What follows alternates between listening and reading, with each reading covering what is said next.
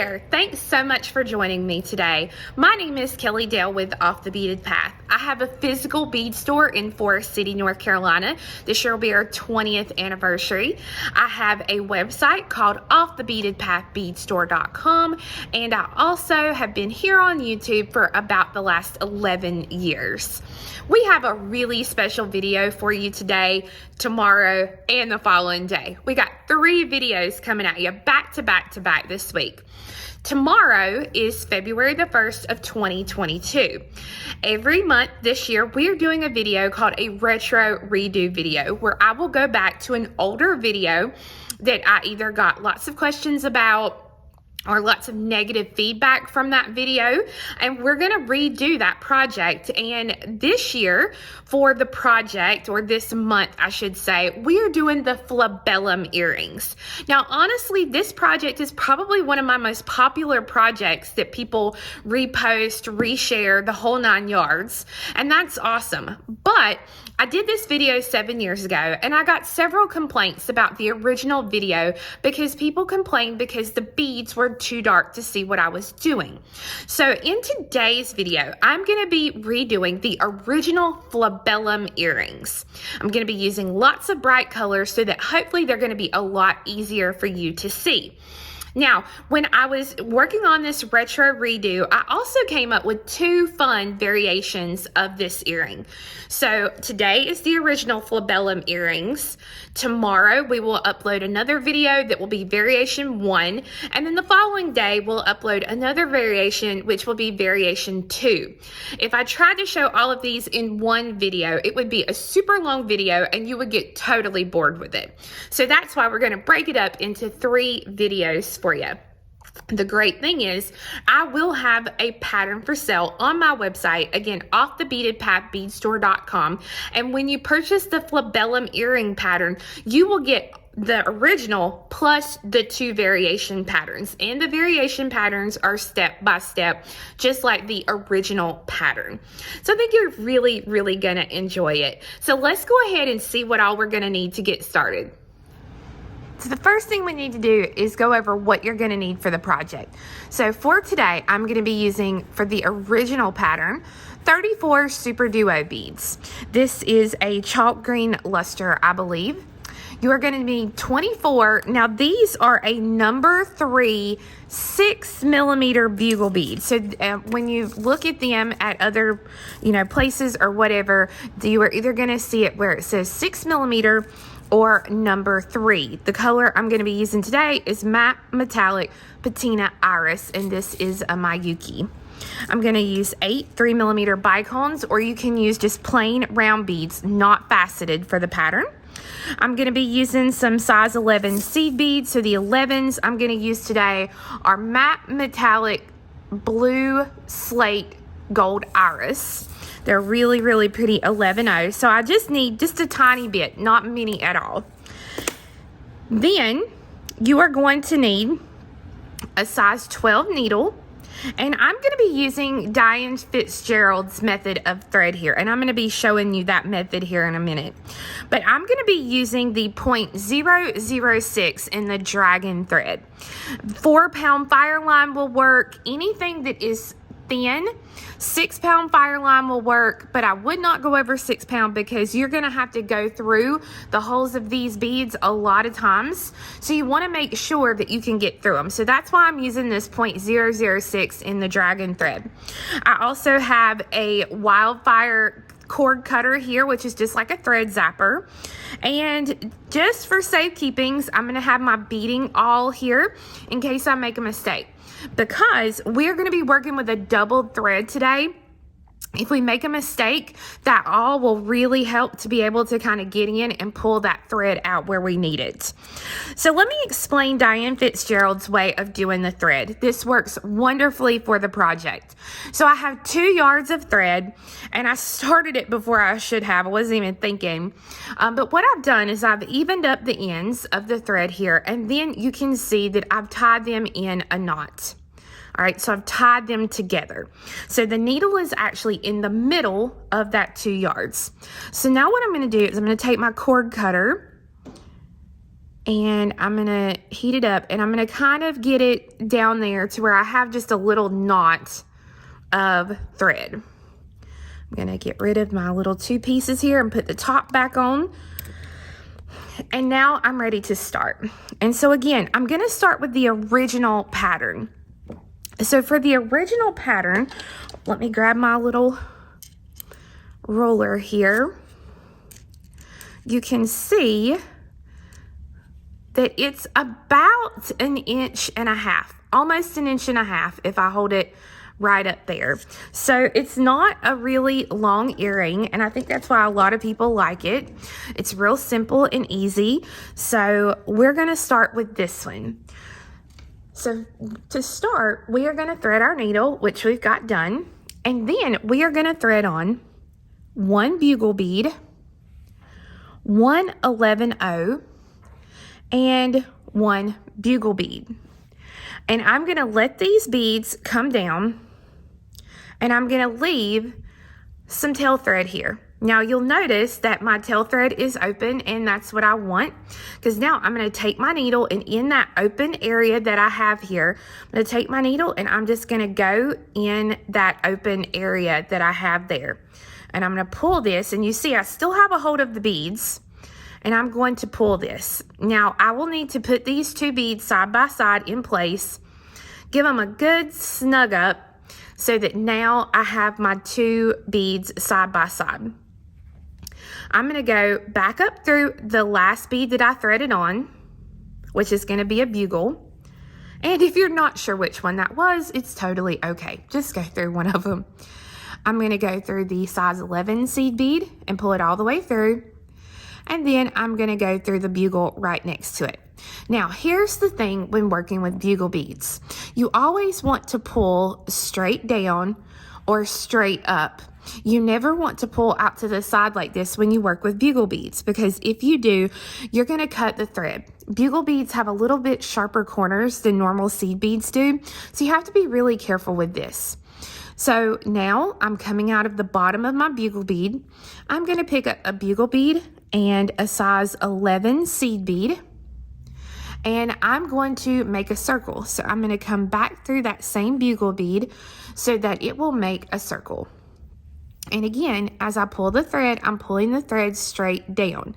Another thing that will help you is to go ahead and kind of push these together like that, so that they are laying side by side like they should be.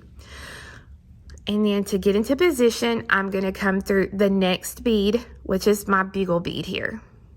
And I'm going to hold it, and again, pull the thread straight out. Now I have 3 beads here. We have my little knot here, which is going to get hidden once we do more of our bead work. But I have 3. I need 10 total. So what I'm going to do, just to make my life easier, I've got 4, 5, 6, 7, 8, 9, 10. So all I did was I counted out 2, 4, 6, 7 to go on with my 8, 9, and 10. All right, so now I can kind of just slide that little bit to the side, and I don't have to kind of keep counting as I do my bead work. So now I'm coming out of the top here of my bugle where the seed beads are at. So I pick up a seed bead and a bugle bead, and I'm going to come back up through that same bead again. Oh, I should not have worn all my little danglies today. Might have to take my bracelets off.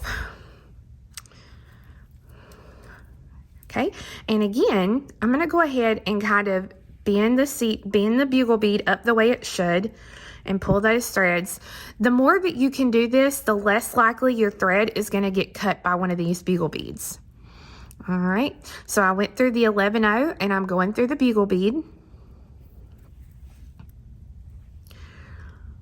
And right now, my little size 11 seed beads, they're all sorts of wonky, but that's okay. Because what's going to happen is as we work, as we put our super duos in, they are going to straighten up. So don't worry about that. So again, now I'm coming out here at the bottom of a bugle bead. So I pick up a bugle and a size 11 seed bead. And I'm going to take the needle and I want to make that circle. So I come down through that bugle there. I'm going to go ahead and kind of lay the bugles side by side like this and pull. And then get into position. We need to go up through the bugle that we just added. So I'm going to continue in this fashion. I pick up an 11 and a bugle and go back up through the bugle, always making circles. We're doing a ladder stitch and we're always making circles. And the biggest key takeaway here that I can't stress enough to you is to make sure that you're doing what I'm showing with these bugles, because if you pull any other direction besides straight up or straight down, and see how, again, I kind of set them side by side like this, it will cut your bugles if you're not careful. So it's always better to be safe than sorry and pull straight up or straight down. And you can see here I have just a little thread, and that is from where one of my threads here is not tight. So I need to pull each of those and kind of make sure that they're where they need to be. So I'm coming out at the top, so that means I pick up an 11 first. Anytime I'm coming out at the top where the 11s are, that always means I pick up an 11 first. And anytime I'm at the bottom down here, I always pick up a bugle first. And the reason we work with this double thread is, number one, so it'll make it a little bit stiffer. And number two is so that way it will cut down on the chances of our bugle beads cutting our thread. Okay, and last one here, and again, I'm coming out at the bottom, so I pick up a bugle and an 11, or no, I'm coming out at the top, sorry. So an 11 and a bugle, backwards, backwards, backwards. And you'll know, if you make a mistake, you'll definitely see it. So this is what I have so far. And if you just want to double count, 1, 2, 3, 4, 5, 6, 7, 8, 9, 10. So I'm going to go through the 11 and the bugle. So if you look at your beadwork at this point, you have a little fan, almost like a little geisha fan. So this is going to become the bottom, and this is now going to become the top. So you can see here, the top is really, really simple. We just finished this part here. So now we're going to do this. So we have to pick up an 11, a bugle, an 11, a duo, an 11, a bugle, and an 11. So I'm going to hold it out again here for you to see that this is what you need to pick up. Now I'm exiting the bugle bead here on this end. So what I'm going to do is I'm going to take my needle and I'm going to come down through the bugle on this end. And I'm going to pull this, pull, pull, pull, pull, pull. And now I have one of those little things that looks like that little boat that goes back and forth at the amusement parks. It makes me so sick. So this is what we have so far. Now to get into position for the next row, which is going to be this first row of super duos here, I come through the 11 right next to where my bugle bead's at. And now I'm ready to start adding in my duos. Now these are super duos, not minis. So I pick up a super duo and I go through the next 11-0.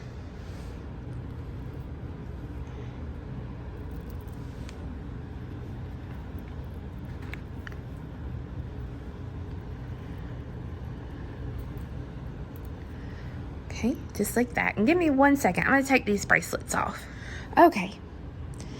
And I'm going to do this all the way across. So I pick up a duo and I go through the next 11. Now what it would really behoove you that as you go through, you kind of be careful here and make sure that you don't get your thread caught around any of your other duos. But also, if you're not careful and you you kind of have to pay attention to what you're doing, because if you don't, what happens is the thread will, the bugle bead will actually go in between your two threads that you have here, and you'll end up with a big knotty mess. So you want to be careful to kind of just keep everything to where it's nice and even, and you don't have to worry about it.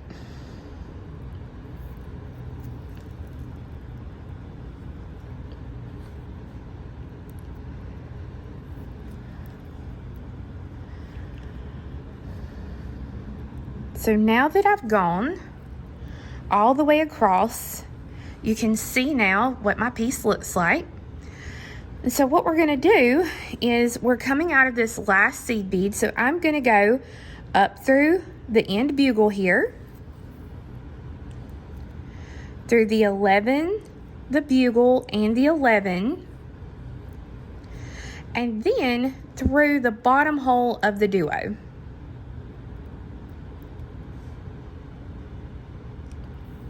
Now, once I have that, now I'm going to do a step up. So to do a step up, I'm going to take my needle. Right now, the thread is coming out to the left here.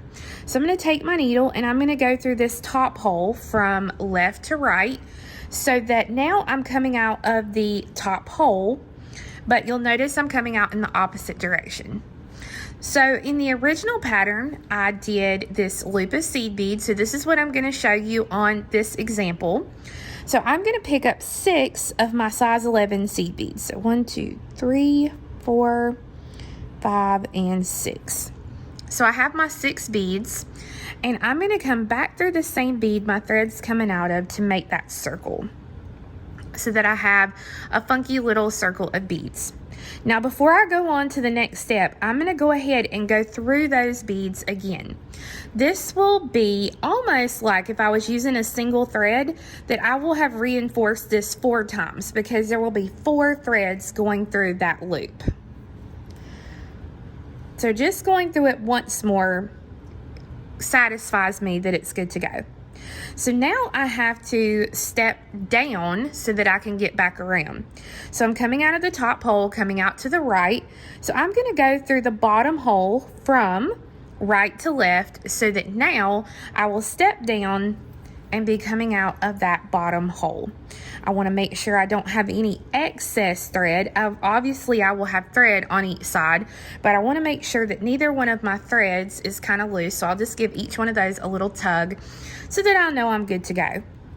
Now I'm going to go down through the 11, the bugle, the 11, and if you can get through it all at once, then the 11. And I will pull this. Okay, so now I'm ready to try to get into position for my next row. To do this, I need to go through the 11s and the duos all the way across until I'm coming out of this last duo here on the end. So I go through 11 and duo, and sometimes you'll be able to get through a couple of these beads at once.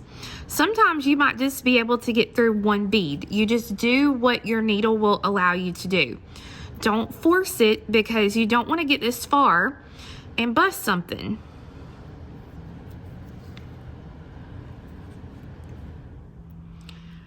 So you can see here, I'm just working my way across, doing a super duo and an 11-0. And again, if like that time I was able to get through 2. So we don't want to force it. Sometimes you might have to find a different angle to go through.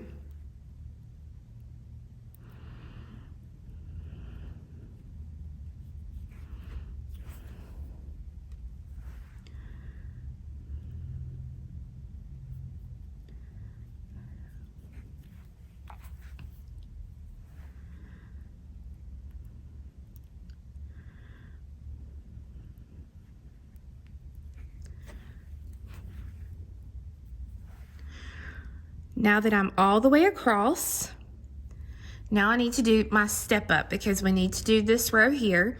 So right now my thread is coming out to the left of this hole. So I'm going to come back from left to right to come into that little bottom hole or other hole, however you want to look at it. And again, I want to give those threads a good little tug individually. So once and twice here to make sure I don't have any excess thread here that is sticking up. So I'm going to pick up a 3mm. These are where our pretty crystals or round beads come in. So a 3mm, and I'm going to go through the open hole of the next duo. Now I'm going to pick up a duo and go through the duo. Duo. Oh, that one looks like it has a plugged hole. And go through the duo.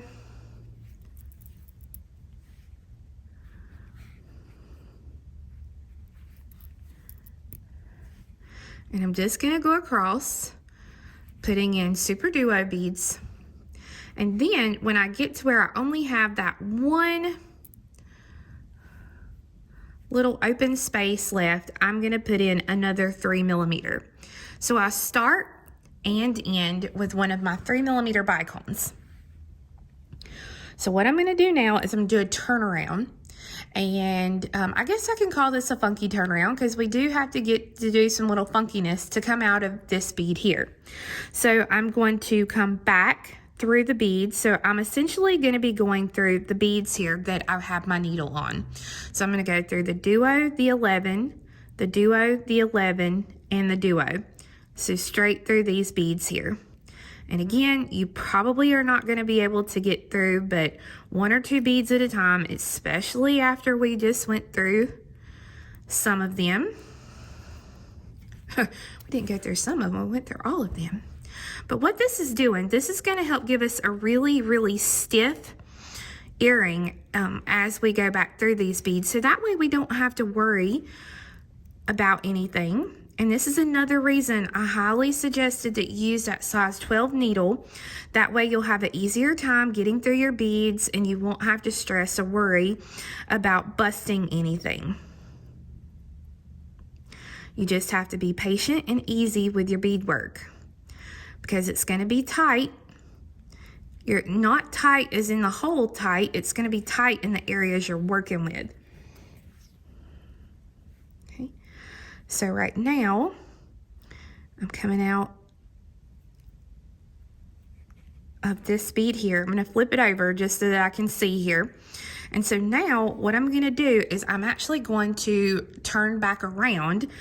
I'm going to stick my needle through here so I'm working in the same direction. That way you guys can see a little easier what I was doing. So you can see that I went through 1, 2, 3. So I'm coming out here. So now I'm going to do that turnaround because I need to come through this hole and this hole here. So I'm going to turn around and I'm going to come back the opposite direction and I'm going to go through 1 hole and 2 holes, just like that.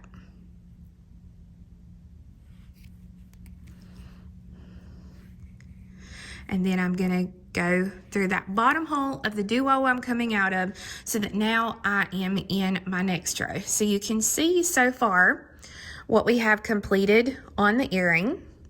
So we've got a good ways. We've done a good bit. So now we're just going to finish up these last couple of rows. So just like the previous row, I'm going to start and end with a 3. So I pick up a 3 and I go through. Now I pick up a duo.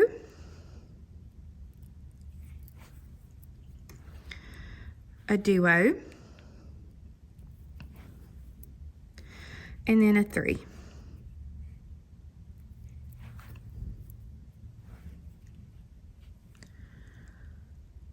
And now we have to do that funky turnaround. So I'm going to take my needle and I'm going to come back through 1, 2, 3, 4, 5. So I'm going to go straight through 1, 2, 3, 4, 5 beads. And again, you're not going to be able to get through all the holes at one time. Don't force it, all right? 1, 2, And sometimes it'll come out on the other side, and that's okay too. Just whatever, let the little bead holes guide the needle where it needs to go.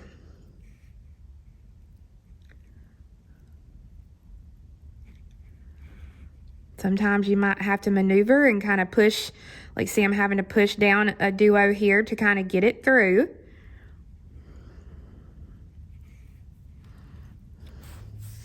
And it's just maneuvering into these tight spaces. And if you're a really tight stitcher like I am, that just makes our lives a little bit harder. So now I'm coming out of this bead here. So I've got to do that turnaround. So I'm going to go through the bottom hole of the duo I'm coming out of, and then the top hole of that next duo. Pull it through. And now I'm going to go through this bottom hole so that I can add the last duo. You will see thread on the outside of the beads. So this is why it is really important for you to make sure that you pick a thread that is going to go good with your duos. If you don't, you're going to see that thread and it's going to be frustrating. So for the last step there, for the original earring, I pick up a duo and then I have the earring finished. It's beautiful. I love the green. So now what I'm going to do is I'm just going to kind of go back through and work the needle through and put a few half hitch knots in the beadwork. And then I'm going to trim off the tail. So I'm going to actually stop right here and I'm going to go under the thread between my two duos. I'm going to pull this through, and you want to pull it through a smaller, like I've got a smaller loop here, and I'm going to stick the needle through both those loops and pull. And then I'm going to go through a few more beads.